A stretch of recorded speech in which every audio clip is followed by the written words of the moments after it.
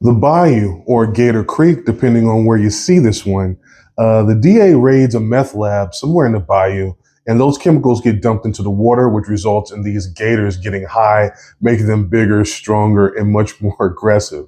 Then we jump to Kyle, who recently lost her brother and is about to journey from Texas to the Florida Keys to scatter his ashes.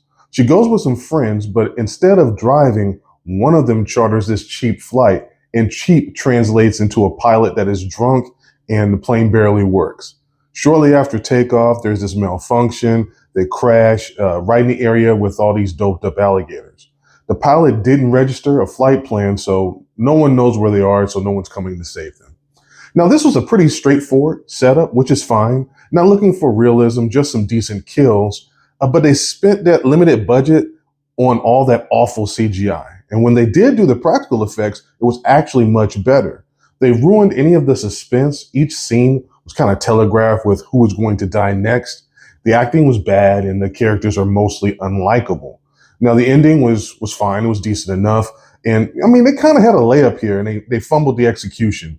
Too much of that cheap CGI, and they added plot elements that didn't move the story forward or really go anywhere. This one does nothing to separate itself from all the other small budget movies in this genre that are, much better.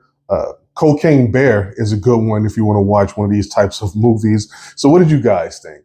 Do you like these animal attack survival movies? Let me know in the comments, like, share, subscribe, and all of that good stuff. And I will see you next time. Peace.